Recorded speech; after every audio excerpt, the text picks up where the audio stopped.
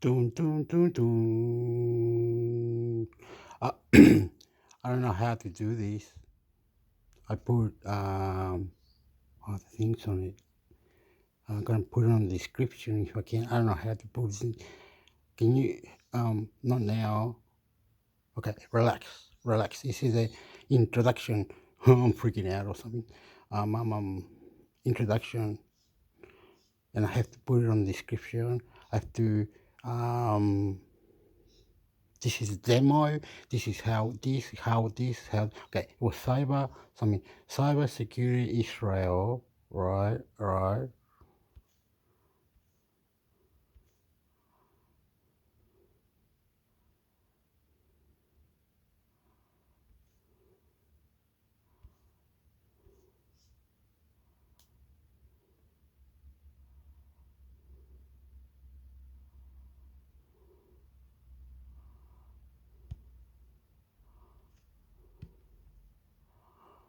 I don't know what I'm doing, but you love me, you love me, I'm into mix sector, you love me, I'm into mix sector, I'm doing what I can, how I can do it. Reply, subscribe, into mix sector. Hijack, please, see you over there.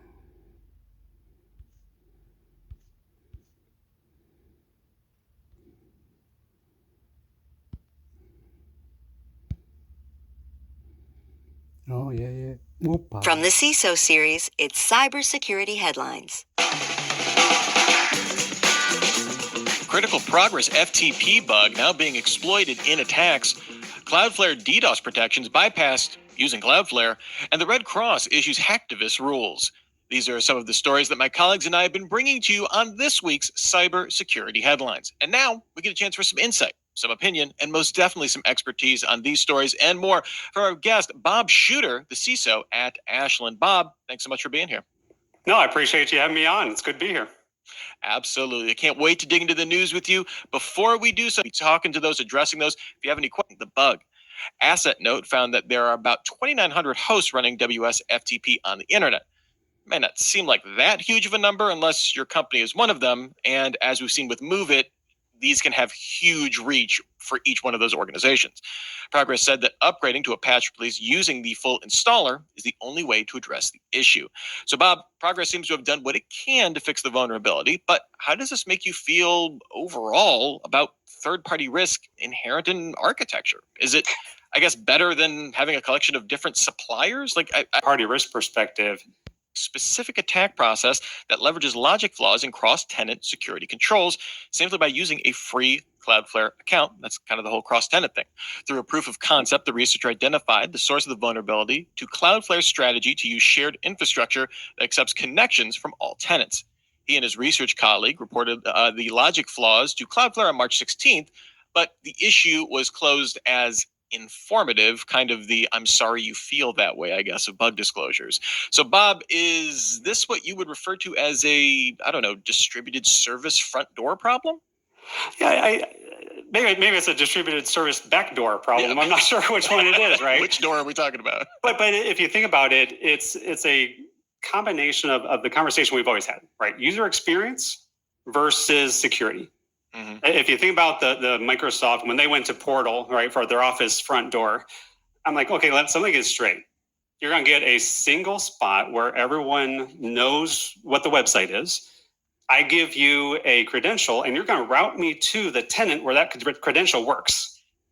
You know, holy cow, we got rid of one layer of that, ease of use or a layer of security, depending on how you look at it. So, all of us said, boy, we better make sure we get this, tenant thing right. I think that's one of those big conversations that we can have within the industry, both from the cloud perspective, but especially as service providers, having kind of that back end old school thought of, hey, we trust ourselves. We're security professionals, right? Of course we can do this properly. Bringing that up a level and bringing it into really context aware security for those service providers and especially tenant aware security. We really haven't talked a lot about that. Yeah, I feel like this is, like you brought up, we're starting to see this kind of. I haven't heard that specifically, tenant aware, but that seems to be the backdrop increasingly that we're seeing for a lot of this coverage. So yeah, I wouldn't be surprised if that is the new buzzword. I say it's a new start of waiting to happen, I'm sure.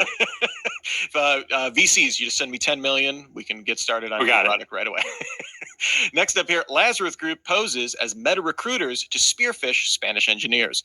The Lazarus Group from North Korea has been identified as the source of a sophisticated attack, which involved posing as a recruiter from Meta, seeking to attract employees from a Spanish aerospace company.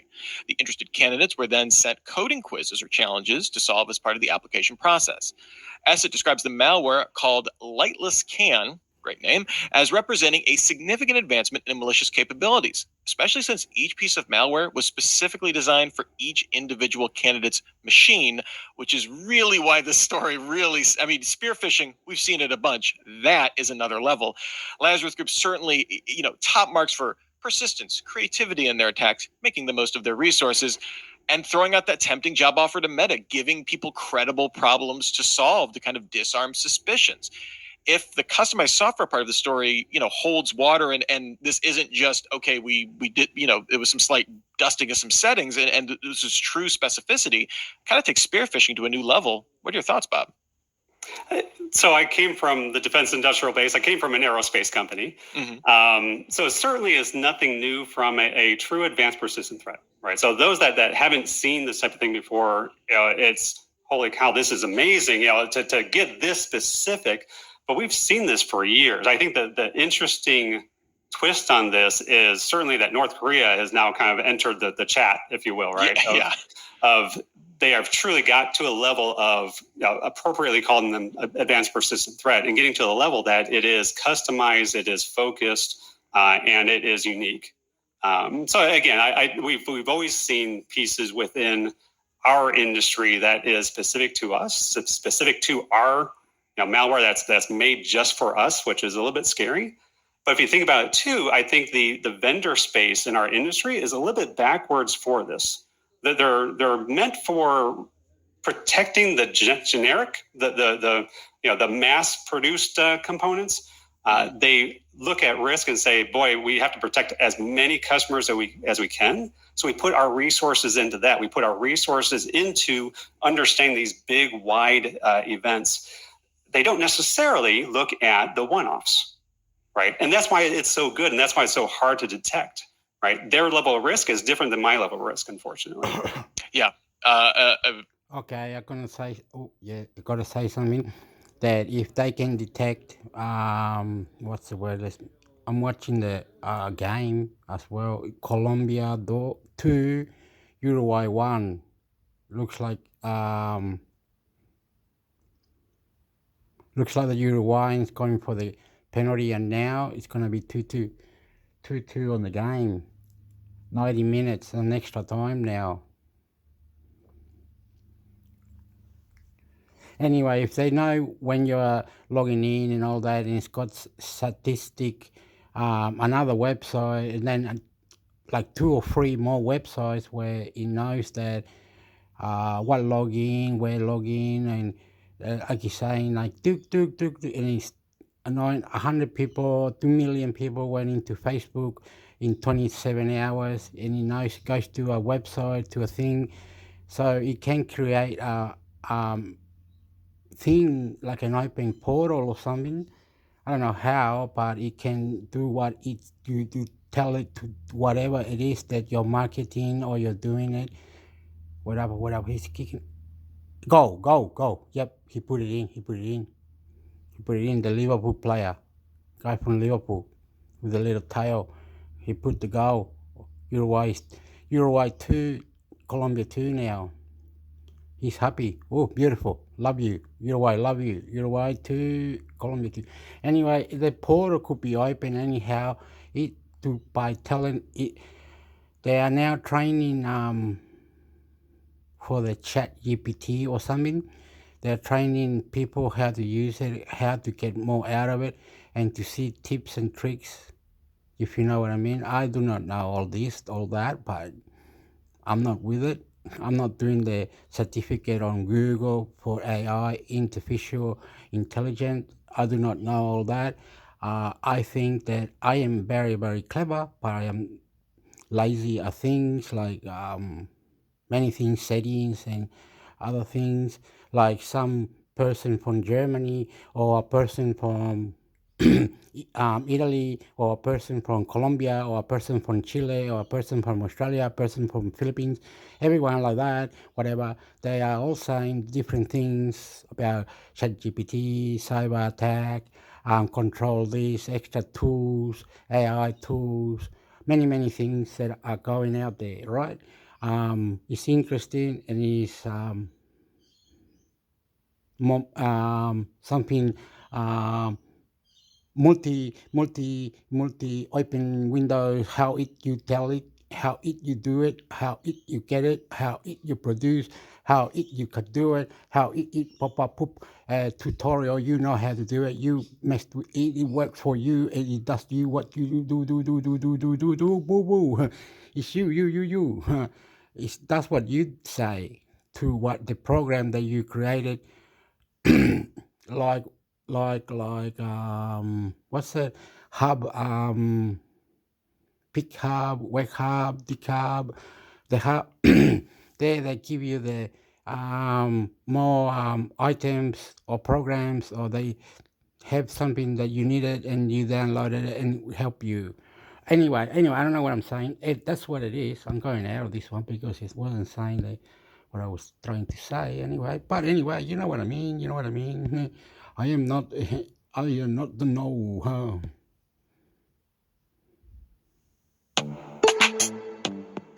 Struggling to secure on-prem apps with modern identity? Don't. Another thing, I am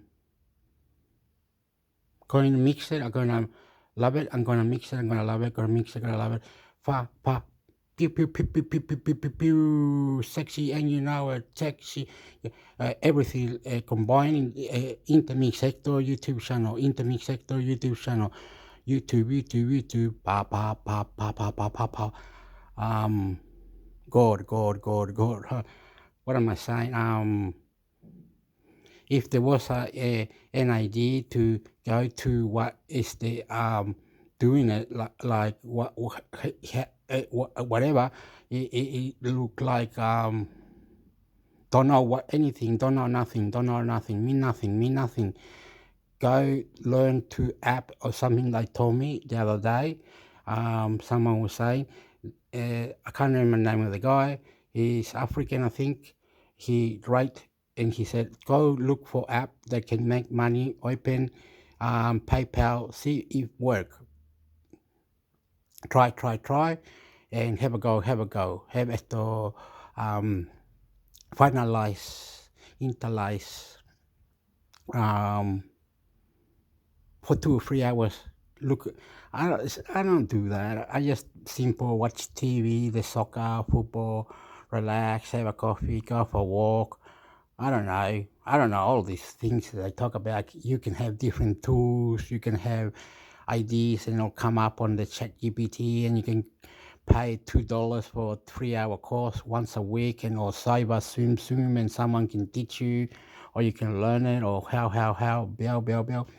Beep beep beep beep beep beep beep beep beep pa beep beep beep beep beep beep beep beep beep beep beep intermix hector subscription wow beep beep beep beep beep beep beep beep YouTube beep beep beep YouTube beep beep beep beep beep relationship mad crazy love you all going together relationship beep beep beep beep beep beep beep wow play it this is all going together I love you. All going together, I love you. All going together, I love you.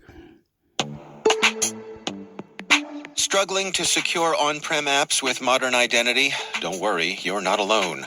Join industry leaders from Fortune 500 organizations to secure your apps on any cloud with any IDP, regardless of your environment's complexity. Meet Strata's identity orchestration platform, Mavericks. Say goodbye to the headaches of app refactoring and legacy tech debt With identity orchestration, you can modernize legacy apps to use MFA or passwordless authentication in a few weeks, migrate from one IDP to another, and so much more without changing the app. No matter your IAM use case, Strata extends the value of your current identity investments. And the best part? You can try it for free today. Visit strata.io/cyberwire. Operations in Hamas's war, cryptocurrency, and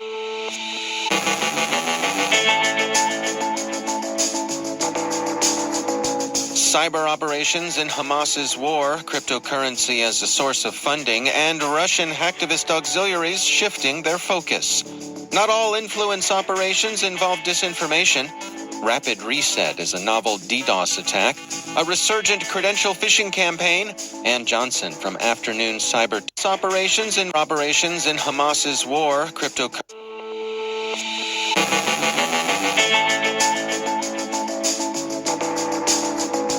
Cyber operations in Hamas's war, cryptocurrency as a source of funding, and Russian hacktivist auxiliaries shifting their focus. Not all influence operations involve disinformation. Rapid Reset is a novel DDoS attack, a resurgent credential phishing campaign, and Johnson from Afternoon. All I got to say doesn't mean that you can hack it, program to a program or something where they're having troubles to put a mask, a little cement thing around the rocket, like in North Korea. So if they try to blow the rocket, they know they got so many rockets. Those ones are banned. They got a signature. They got they've been barred. They've been the whole planet Earth has said those you're punished. What's the word? War criminals. You're punished. You can't be doing this. And they got a barrier on top of it, and they're saying you can't blow those rockets because that barrier can't come off. And they've got like hackers that can open those rockets maybe and let it all out and let rockets or other things like drones, or they can produce their own program thinking or ideas. It all works. I love it. They know, oh yeah, I did it. Yeah, I press this button and it does this and it gets me money and that's what I need. And it's like a search engine for what is needed into me, or what I love, or what I need, or how I did it. You know what I mean? It's like that. It's like, I love you. It's all going together. I love you. I am intermix hector YouTube. I'm Chilean, Australian. Voila. Pew. Intermix hector YouTube, more button. YouTube, more button. YouTube, more button. Pew. Intermix hector. Pew. All influence operations involve disinformation. Subscribe. This is a trial. Very nice and going. Anyway, I love you more. I am crazy. You love it. Rapid Reset is a novel. I am not a computer quiz. I am not anything. I am just from nothing to do nothing, whatever nothing, to what I can and how I can do with what I can. Listen and reply. I love you, sexy. Listen, please. DDoS attack, a resurgent credential phishing campaign. Subscribe to Intermix Hector. And Johnson from Afternoon Cyber Tea speaks with Ram Shankar Sivakumar and Dr. Hiram Anderson about the promise, peril, and impact of AI. Our own Rick Howard talks cyber intelligence in the medical vertical with Taylor Lehman of Google. And a quick look back at Patch Tuesday.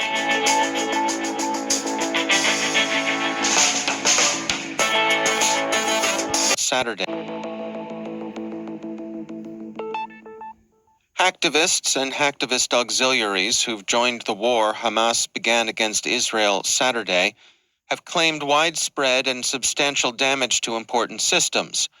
But so far, their activities haven't extended much farther than familiar. But how can it be fucked up when America helps out with money and supporting Israel with trillions or whatever America does to Israel with the money or more weapons or whatever is given free to Israel for the promised land. America is doing this, and all these churches and all these crazy things. I don't know what I'm saying, but apart, why Israel gets a lot and the other don't, they become poor, and why not give him a little bit of land or help out or fix the issues before doing all these things, more friendly, more better, get out to another dimension, thinking, well, Earth, NATO or UN, crazy. I lost it. Bye. Intermix sector, YouTube channel.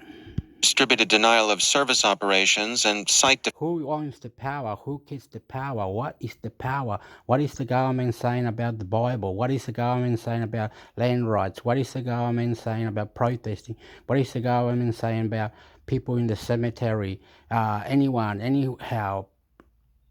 Oh my God. Subscribe to Intermix sector. Subscribe. I love you, and I love you. More question. Facements. For example, claims of attacks against. It can fuck you up. One side only got Hamas, which is a little army. The other guy, fuck you up, and never resolve this problem when they say they have border security from planet Earth that was created by NATO or UN or whatever it is, the country India or whoever it is. Fuck you up. Question it. Intermix sector. All good, mate. I love you. Electrical power distribution seem to be, for the most Sexy and you know it. part, attention to.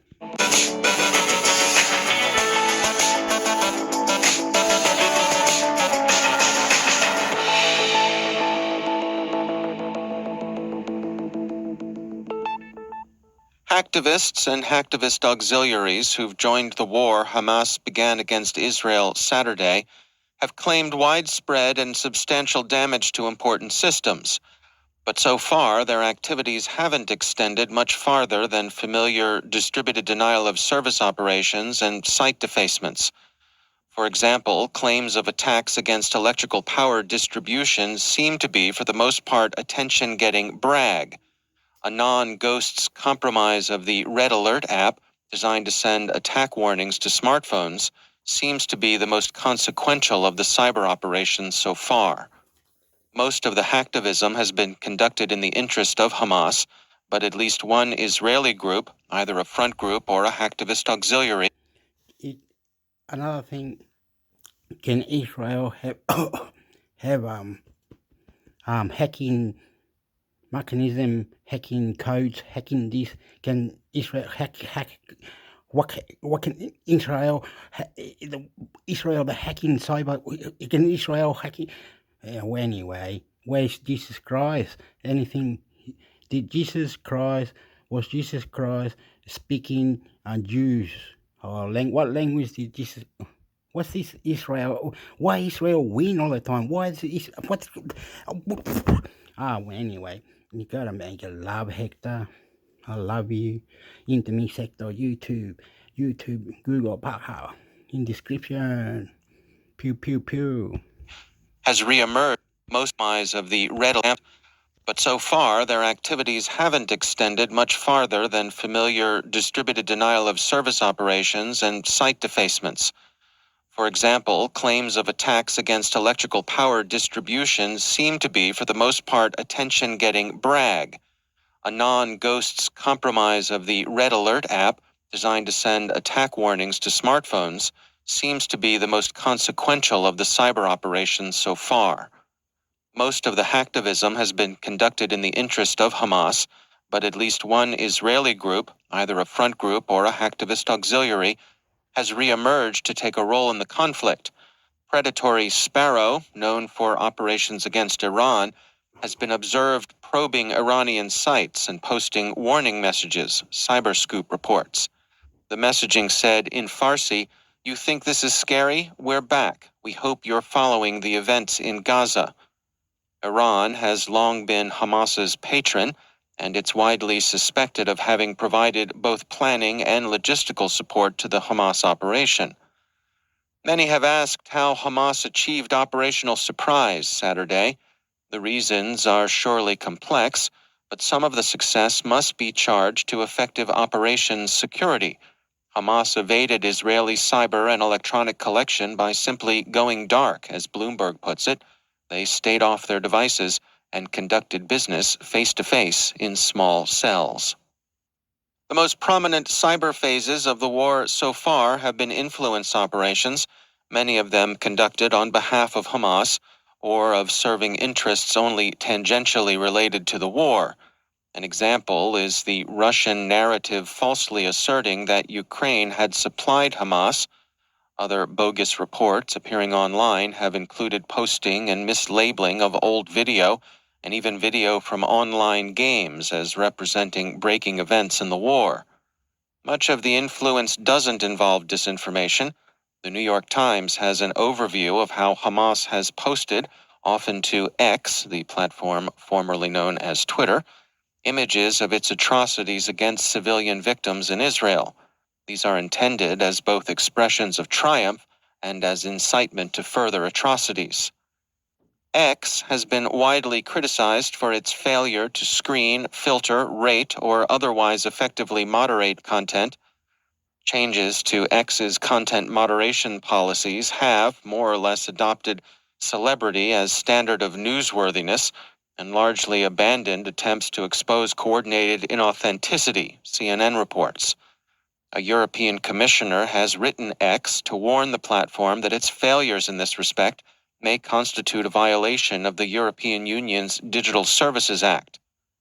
Content moderation is always in an uneasy relationship with free expression, but X seems to many to have slipped in the direction of the inflammatory and the misleading. The Israeli police cyber unit, Lahav 433, has frozen cryptocurrency assets connected to Hamas.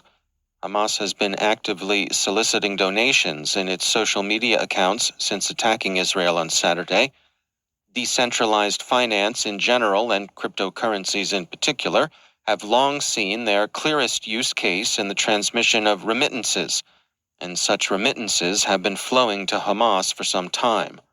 Quartz reports that Bitcoin and Tether have been used to deliver millions to Hamas, which many governments, including the U.S. government, have formally designated a terrorist organization. Citing research by Elliptic and BitOK, the Wall Street Journal reports that tens of millions of dollars in cryptocurrency have been delivered to Hamas, Palestinian Islamic Jihad, and Hezbollah since 2021. Hamas alone received some $21 million between 2021 and June of this year. The cryptocurrency accounts were used not only to raise money, but to move funds within the organization. Hamas's attacks against Israeli civilians, with the horrific casualties they produced and engendered, have shifted the attention of many hacktivists and hacktivist auxiliaries from their customary preoccupations, including Russia's war against Ukraine, to the new war in the Middle East. The Guardian, citing research by CyberCX, reports that early signs of this involve influence campaigns. The Guardian writes, at least 30 groups ideologically aligned with Russia, Ukraine, India, Pakistan, and Bangladesh had shifted their messaging on social media. The Russian auxiliaries can be expected to use the war between Israel and Hamas as a pretext to hit targets they're already interested in. Killnet and Anonymous Sudan are the most prominent such groups to have announced their support for Hamas.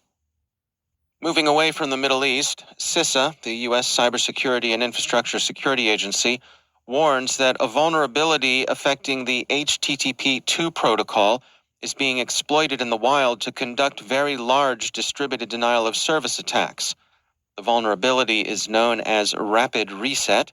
Some of the major vendors who've issued patches or mitigations against Rapid Reset include Cloudflare, Google, AWS, Nginx, and Microsoft.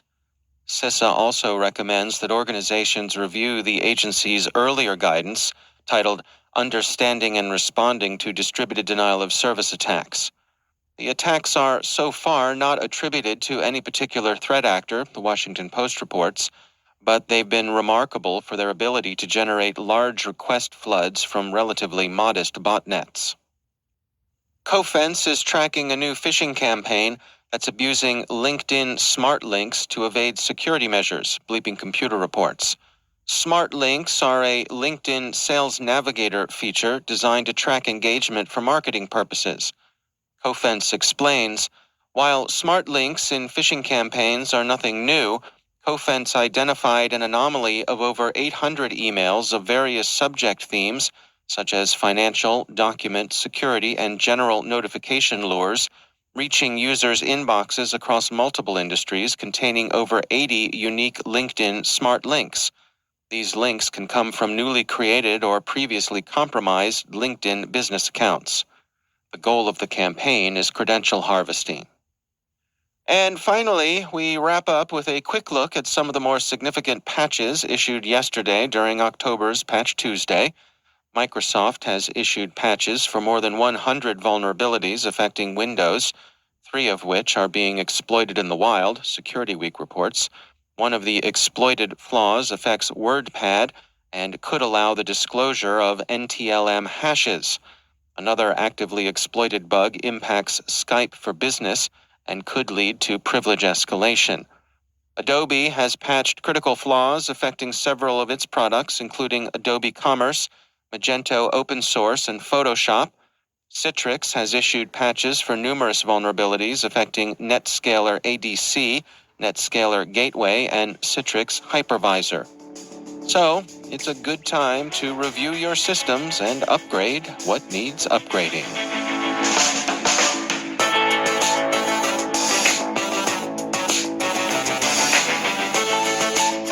Coming up after the break, Ann Johnson from the Afternoon Cyber Tea podcast speaks with Ram Shankar Sivakumar and Dr. Hiram Anderson about the promise, peril, and impact of AI.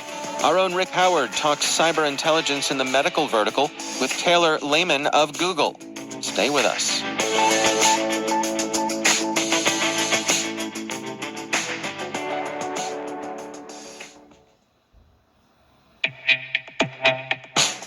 Introducing ArcSight Intelligence by OpenText, an enterprise behavior analytics solution.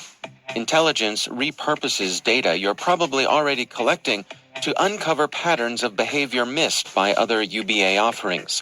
With its powerful, unsupervised machine learning models trained continuously and exclusively on your data, Intelligence is your ally in detecting insider threats and novel attacks. No rules to maintain or thresholds to update, just context-rich threat hunting leads. Learn more about ArcSight Intelligence by visiting arcsight.com/cyberwire.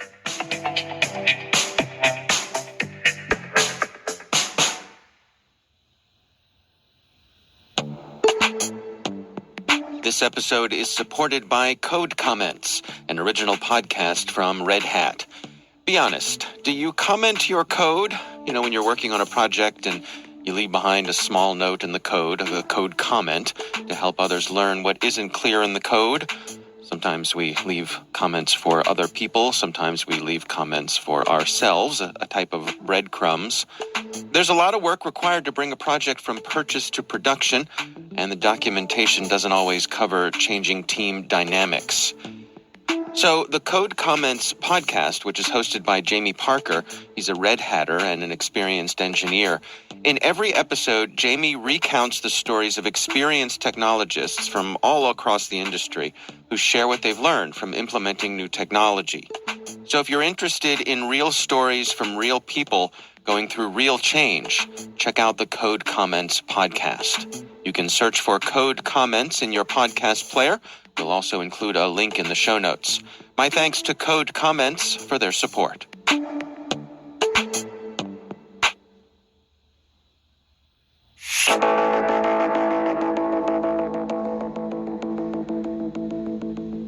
The CyberWire's Chief Security Officer, Rick Howard, recently connected with Taylor Lehman of Google at the MWise 2023 Cybersecurity Conference. They discussed cyber intelligence in the medical vertical. Here's their conversation. A couple of weeks ago, Mandia, now part of Google Cloud, hosted the MWise Cyber Threat Intelligence Security Conference at the Washington, D.C. Convention Center. I met with Taylor Lehman, a director in the office of the CISO at Google Cloud, and the Alphabet Enterprise Health Security Officer. Taylor was a busy man at the conference, hosting panels and giving presentations. He spoke with Mustafa Kabay, who came in as the CSO for a company called UKG to clean up after a ransomware attack and discovered the cascading effect of the software supply chain. Brian Sincera, the CISO of Pfizer, who before the pandemic was just another CISO in the healthcare vertical, but after was the CISO for a company that produced the COVID-19 vaccine that would potentially save the world. And wow, what are the security implications of that? And finally, he brought in the deputy CISOs of 3 large healthcare companies who focus on their internal supply chains. I started out by asking Taylor about the ransomware attack at UKG. He started that role over a year ago, coming in after a pretty impactful breach that resulted in their systems going down for about 6 weeks, and having some interesting sort of effects on its customers. Interesting in being not like interesting cool, but interesting, probably unforeseen. For example, time clocks at hospitals didn't work, right? Actually, I didn't mention this earlier, but the New York MTA, the Metro Transit Authority that runs the subways, their time clocks didn't work. Their employees ended up suing their employer. So let me get this right. They break into a hospital and break into the time clock situation, and then it affects all the time clocks of that manufacturer? Is that what happened? The central services appeared. Wow. I don't have all the details, but the central services running all of that infrastructure were basically encrypted, taken over by a threat actor who was, unhappy that they weren't able to. I'm sure they wanted to do more, but the thing that they could end up doing was taking these clocks and some other systems down, holding them for ransom, and then causing these downstream impacts. So Mr. Kabay comes in and he has to fix this after it's already been done. That's the talk. Yeah. Is how did you even begin to approach that? That is fascinating. And so what's still going on? And we go from everywhere from recovering from the attack to rebuilding customer trust, and it's an interesting story. So the second thing, are you doing a presentation next? It's called Leadership in Defending the Planet's Healthcare System. Yeah. That's you mono on the crowd. Well, so yeah, the secret to being good at conferences is not having slides or doing presentations. It's more getting other smart people to sit next to, and then be like, hey, he's by proxy or whatever, this person's like interesting, so therefore I'm interesting. Really? Right? Yeah. So that's my whole strategy. So hopefully the podcast listeners here won't copy me because it's mine. But yeah, no. Wait, the secret is everybody does that. Oh, okay, yeah, I'm just saying. Okay. I wanted credit. No, so the talk this afternoon is with Brian Sincera, who's the CISO at Pfizer. I've known Brian for years. He and I were on the board of the Health ISAC together pre-pandemic, and we worked on a couple of really interesting hard healthcare problems. Anyway, Brian and I are going to be talking about sort of framing the conversation starting in like March of 2020. If you recall what we were all doing, sheltering in place. Did something happen? I don't remember. Yeah.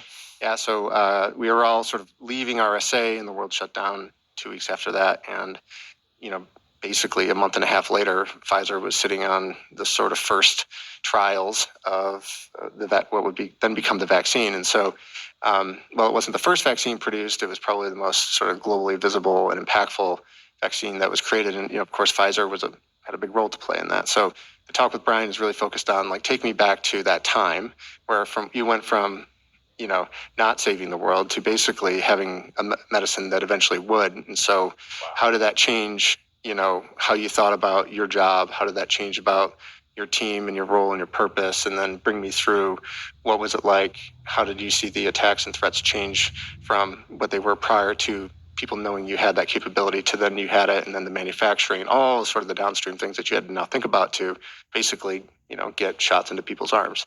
So yeah, that raises the bar, right, a little bit, right? Because we all think what we do is important, but here's a world-changing thing that your company is trying to do, and how do you protect that? Yeah, there's a few of us in healthcare who think our job is basically to do that. Yeah, that's why we choose this particular industry and this profession. Amazing, because it impacts people's lives.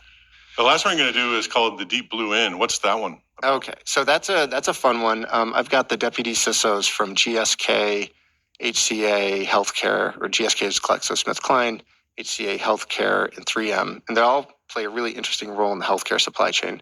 So 3M, manufacturing, technology, a lot of their equipment runs and automates infrastructure and manufacturing systems that produce drugs. HCA is basically the largest for-profit health system in the world. They treated the most patients during COVID out of any health system. And GlaxoSmithKline is a pharmaceutical company that produces drugs and therapies to treat people. So the idea with that talk is how do these three important players in healthcare work together? What kinds of threats do they uniquely face, and then as a group that they all face, and how do they defend against it? And it's really a talk about how do these groups innovate through working with each other and then with their customers around solving healthcare problems at scale when they cross these three subsectors. That's our own Rick Howard speaking with Taylor Lehman from Google.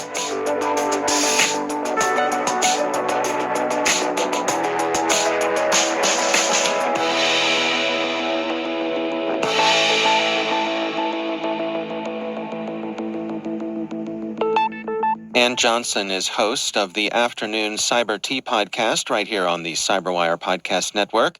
In this excerpt from a recent episode, she speaks with Ram Shankar Sivakumar and Dr. Hiram Anderson about the promise, peril, and impact of AI. Today I am joined by Dr. Hiram Anderson and Ram Shankar Sivakumar, who are co-authors, and congratulations guys, but co-authors of the book Not With a Bug, but with a Sticker. Hiram is currently CTO at Robust Intelligence, an AI integrity platform and solutions provider. Hiram's technical career has focused on security, having directed research projects at MIT Lincoln Laboratory, Sandia National Labs, FireEye, and as chief scientist at Endgame and principal architect of trustworthy machine learning at Microsoft. Hiram also co-founded and co-organizes the Conference on Applied Machine Learning and Information Security, ML Security Evasion Competition, and the ML Model Attribution Challenge. That's a lot. Ram Shankar is a self-described data cowboy here at Microsoft, with his work focusing on the intersection of machine learning and security. He is the founder of Microsoft's AI Red Team, which brings together an interdisciplinary group of researchers and engineers to proactively attack AI systems and defend them from attacks. I am really excited to welcome both of you, Hiram and Ram. Ram, I want to start with you on this question. You underscore some of the most impressive and important AI-powered advances in business, in science, and society, because it's not just about, technology, right? Mm-hmm. And I'm sure since the book's published, there have been even more groundbreaking discoveries. Can you help paint the picture of what AI might be able to do for the world? What massive changes and problems it can help solve? Absolutely. For me, as I was working with Hiram on this book, it really, we think of Tesla, and we think about Facebook, and we think about Google as the forefront of folks who are working in AI systems. And we think of them as, they're the ones who are commonly identified as the AI vanguards. But for me, it was super surprising to know that Hershey's is using AI to kind of identify the ideal number of twists in Twizzlers. You've got McDonald's kind of using AI to optimize their supply chain. So things that you may not think about, your chicken nuggets is almost powered by AI. I would like to think so. But it really is no longer this piece of technology that's only relegated to the people who are creating it, but democratized completely across the board. And that's really the interesting aspect. We've invited this technology that we really don't understand what the risk is, but we see massive economic gains around it. And that is a very interesting proposition. Here's something that people do not know what the consequences are, but it's pervaded everything from the time that I wake up to the time that, from driving my car to work to kind of doing my work and going back home and unwinding with Netflix. There's every part of it is touched by this transformational technology. And the question that Hiram and I kind of try to tease out in the book is, great, this system is now absolutely essential to our world. What does it mean for an adversary to go after it? So, Hiram, a few pages later in the book, you're quick to point out the peril of AI. In an excerpt, in AI, we overtrust. It's important, of course, as AI goes more mainstream, that everyone, from researchers and technologists to everyday people, understands limitations from what it can and can't do, what it should and shouldn't do. Hiram, can you help unpack that for our audience? Why is that healthy skepticism about AI so important, and why should we continue to have skepticism? Yeah, and thanks. And listen, Ram and I both are optimists, especially when it comes to the utility of AI to make a better world, to make a more convenient world for us. And so when we talk about an AI we overtrust, I think that the basic thing to remember is that when AI is trained, it's trained to do one thing pretty good. And when it does that one thing pretty good, we often ascribe its ability in areas it was never designed to perform well in. So this is one element of people relying on AI. We rely on it for one thing. An example would be relying on a robot to give directions, as was in our book. In a normal situation, it turns out that because we gain this reliance and trust in this certain situation, we tend to overtrust it when we depart from the normal behavior that the robot was trained to do. So, surprisingly, this automation bias that we have extends to AI in a way that we need to be careful about. You can subscribe to the Afternoon Cyber Tea podcast wherever you get your podcasts and on our website, thecyberwire.com. All right, I've gone for a while.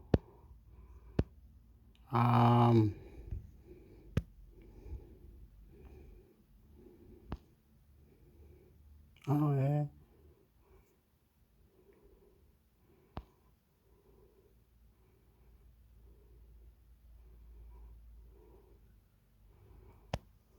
ABC Listen. Podcasts, radio, news, music, and more. Hi, I'm Sam Hawley, coming to you from Gadigal Land.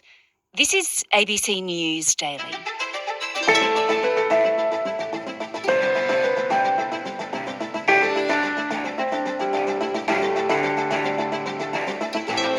Since Russia began its war 18 months ago, Ukraine has relied on tens of billions of dollars in military aid from the United States to give it a fighting chance. So what happens if that dries up? Well, it's a live issue because of the chaos unfolding in US politics right now. This week, a bill to avert a government shutdown was passed by Congress, but funding for Ukraine was missing. Today, Michael Kimmage, a former State Department advisor during the Obama years and professor of history at the Catholic University of America, on what it means for the future of the war.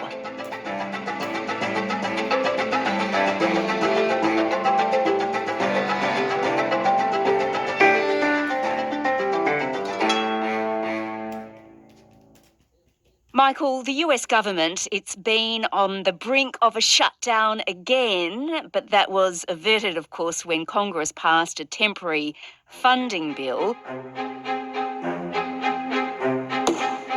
On this vote, the yeas are 88, the nays are 9. Under the previous order requiring 60 votes for the passage of this bill, the bill is passed. Wow, US politics. It's fascinating to watch from afar. Right, it doesn't disappoint as far as drama is concerned.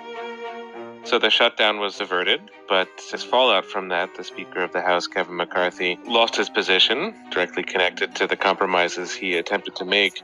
He lost the support of the hard-right faction of the Republican Party this week after he made a last-ditch deal with Democrats to avert a partial government shutdown. So the House of Representatives is without a speaker, and it's sort of unclear who will be the next speaker. And in the course of this, funding for Ukraine was dropped by Congress, which is not the end of the story, but perhaps the beginning of a new story, which is very important to try to disentangle. Yeah, of course. So this temporary funding bill was put in place, but missing from that bill was funding for Ukraine. Just explain further how that came about. Yeah, it's an odd situation because the vast majority of members of Congress, vast majority of Republicans, and I would imagine all Democrats, favor continued funding for Ukraine, but a small group has been able to, in effect, hijack the House of Representatives and to make this a precondition of going forward, and sort of a quirk in a way of parliamentary procedure in the US, but it's a pretty consequential quirk. So who is this small group? Well, I think they range from about, sort of 10 to 20 people, and they're precisely the Republicans who brought down Speaker Kevin McCarthy. I suppose they could be described as the kind of robustly Trump wing of the Republican Party, populist, far right. There's not a perfect description of who they are, but they have been very outspoken in what they feel is government overreach and excessive spending. And if you connect this with the debates that have been going on in the Republican primaries, you get arguments from people like Vivek Ramaswamy, who's running for president, that the money that's been spent on Ukraine would have been better spent on the southern border. I refuse to use our own military resources to defend against an invasion across somebody else's border when we should be using our own military to defend against the invasion across our own southern border in this country, the United States of America. So a kind of emphasis of domestic political issues or regional political issues in the Western Hemisphere above support for Ukraine. So, you can say it's a small group, and that's true, but these opinions also resonate pretty widely throughout the Republican electorate. Well, the President, Joe Biden, he's been ensuring allies like Australia the funding will flow again, that America is committed to ensuring Ukraine wins this war and the funding will be maintained. And I want to assure our American allies and the American people and the people of Ukraine that you can count on our support. We will not walk away. The vast majority of both parties, I'll say it again, Democrats and Republicans, Senate and House, support helping Ukraine and the brutal aggression that's being thrust upon them by Russia. But, Michael, how can we be so sure? Well, I don't think you can be sure of anything in a tumultuous political culture like the one that the U.S. has, and it's an electoral season. And, of course, we have former President Trump waiting in the wings, who has very different views on Ukraine from President Biden. But I think that President Biden's words are trustworthy up until November 2024. So although Congress is very important for funding, it's not the only source of support. The White House does have its own resources. And, of course, the Pentagon has its own resources as well, some of which can be mustered if Congress is falling back. And it's not impossible that Congress could change course on this. That, too, is a pretty fluid situation. So at the same time that we need to acknowledge how significant this group is in Congress and what they may, in their terms, achieve by obstructing support for Ukraine, they're not all powerful, and they're only one piece of a very large government. So I think Biden's words are credible. Yeah, okay. And as you mentioned, there will be an election next year. Donald Trump, of course, you've mentioned him. He's vying for the presidency. And we know, don't we, that he's something of a fan of the Russian president, Vladimir Putin, or he certainly has been in the past. Russia, they treated me so great. Putin even sent me a present, beautiful present with a beautiful note. I spoke to all of his people. Well, this is truly one of the most complicated subjects to try to figure out. There is a long record of statements, of approving and admiring statements from Trump about Vladimir Putin, and they continue in the last 20 months, which is to say the last 20 months of the ongoing war. And I spoke indirectly and directly with President Putin, who could not have been nicer. It would be really nice if we got along with Russia. Wouldn't it be nice if we actually got along, as an example, with Russia? So Putin is now saying it's independent, a large section of Ukraine. I said, how smart is that? And he's going to go in and be a peacekeeper. That's the strongest peace force. We could use that on our southern border. That's the strongest peace force I've ever seen. There were more army tanks than I've ever seen. They're going to keep peace all right. It's important, though, to emphasize that when Trump was president, it's not as if Russia scored many victories. So no deal was struck over Crimea. The U.S. didn't pull out of the sanctions regime that the Obama administration had created for Russia. And in fact, it's one of ABC Listen podcasts.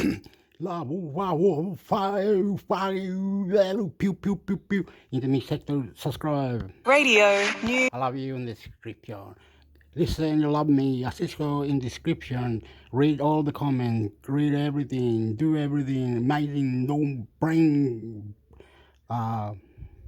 mind-blowing. How are you? YouTube, Hector, intermix, Hector, subscribe. Music and more. Hi, I'm Sam Hawley, coming to you from Gadigal land. This is ABC News Daily. From leaving, basically Israel's really completely taking the Gaza Strip, preventing any goods or food even or fuel from entering the Gaza Strip or anybody from leaving, basically posing exact price that will be remembered. A large-scale ground invasion is likely. So I think it's already becoming clear, and I think it will continue to become clearer in the days ahead, that this war is going to be bigger, longer, and more devastating and more deadly for both sides than previous rounds of fighting. Hamas will understand that by attacking us, they've made a mistake of historic proportions. We will exact a price that will be remembered by them and Israel's other enemies for decades to come. The defense minister yesterday announced that Israel was imposing a complete siege on the Gaza Strip, preventing any goods or food even or fuel from entering the Gaza Strip or anybody from leaving. Basically, Israel's really completely taking the gloves off. Of course, the Palestinian death toll is rising very quickly too. There is a real massacre being committed against innocent civilians in the Sabra area. There are dozens of victims, and ambulances and civilian vehicles are still evacuating the victims from this house that was directly targeted. We are doing everything we can, but very soon the food supplies and basic needs in Gaza are going to run out.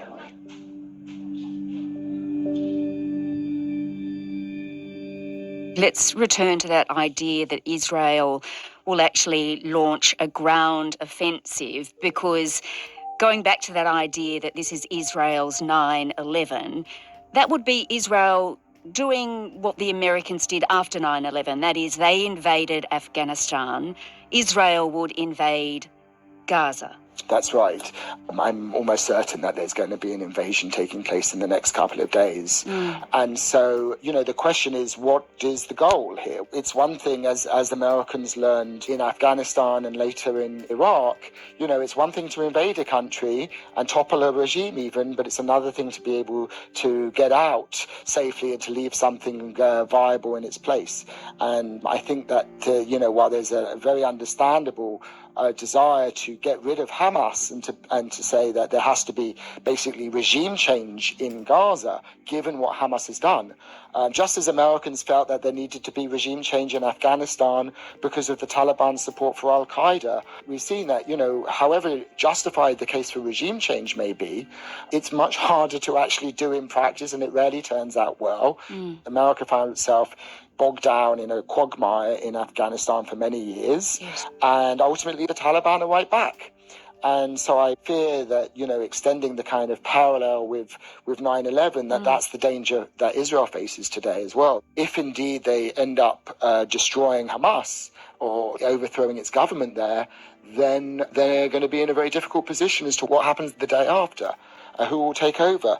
It's a slim chance maybe that the Palestinian Authority could take over that area, but that would be hard to accomplish. So it's not clear to me really what the strategic goals are here. What does a full-blown invasion mean for the stability in the Middle East more broadly? Well, I think the greatest danger in terms of the reaction is going to be Hezbollah's reaction. And Hezbollah is a Lebanese militant group. Yes, it's a Shia Lebanese militant group that effectively controls southern Lebanon, also is a member of the Lebanese government and has really the most powerful actor in Lebanon. It's both a political party and a militant organization, also has a military wing. Hezbollah is right now sitting there very heavily armed. Hezbollah has over 100,000 precision-guided missiles that can target anywhere within Israel, and basically is more powerful militarily than the Lebanese army. And Hezbollah's already been exchanging some fire with Israel on the northern border.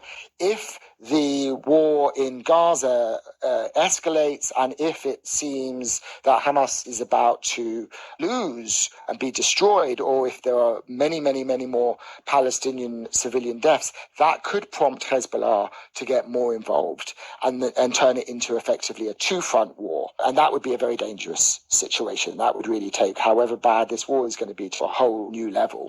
And then if Hezbollah gets involved, that in turn could even draw in Iran as well, because Iran is Hezbollah's main ally and supporter. So this could escalate, and I think many countries in the region are going to be doing their utmost to ensure that that doesn't happen. First and foremost, the Egyptians, but also the Lebanese government, the Jordanians, and others talking to Lebanon, probably trying to talk to Iran as well, to try to ensure that this doesn't become an even bigger war. Very uncertain. So, Dove, Israel is at war. Will it win it? And what does a win actually look like? Well, that's a very good question, because I think there's no question that Israel militarily will be able to defeat Hamas. It has it's much stronger military power, but I think at what cost? First of all, in terms of what cost will that mean to Palestinians inside Gaza? I mean, if defeating Hamas is going to involve this massive invasion of the Gaza Strip and weeks of street fighting, that could incur a very, very large number of Palestinian casualties. But that would also very quickly lead to a fracturing of any kind of international sympathy and support for Israel. So I think that the price of victory against Hamas will be very high. What, in your view, has Hamas actually achieved through this attack? What, in its view, will it have achieved, do you think? I think, apart from this demonstration of its capabilities, and clearly in and of itself, the fact that it was able to pull off an attack of such magnitude right under the noses of Israel, that in and of itself demonstrates its military prowess. And Hamas has long been trying to position itself as the leader of the Palestinians. They're hoping that this will kind of bolster their image and their popularity among Palestinians, and by proving that they are such an effective quote-unquote resistance organization. And it's potentially also possible that Hamas wanted to derail any prospect for an agreement between Saudi Arabia and Israel, and it may have already succeeded in that respect as well, because it's going to be very difficult, I think, for the Saudis particularly to make an agreement with Israel in the wake of this war, if, as is happening, the war leaves so many Palestinians dead. Dov, there's always been hope, I think, of peace, but is there any prospect of that now? Well, I mean, I think it was a very slim prospect to begin with. I do believe that it is possible in the long run. Yes. Conflicts have beginnings and conflicts have ends. You know, eventually Israelis and Palestinians will have to find a way to live together, whether it's going to be in two states or not, but we'll have to figure out some way to live together peacefully. But it could take a long, long time for that to happen. You know, for now, it's about cessation of violence. It is possible to at least get them to stop killing each other. Dov Waxman is the director of the Nazarian Centre for Israeli Studies at UCLA. This episode was produced by Bridget Fitzgerald, Nell Whitehead. Lot of information. Get into this. Don't be shy. YouTube, intermix sector. YouTube, intermix introduction in the description. Subscribe to intermix sector. Everything. Pew, pew, pew, pew. Fuck you, pew, pew, pew. Everything good. Love you. Intermix sector. Love you. Intermix sector. Subscribe. All the information. Listen and reply. Anything, whatever. I'll go the full limit. I love you. Introduction. Don't be shy. It's all good. Name of God. Subscribe to Intermix Sector. Any question? Section, you know it.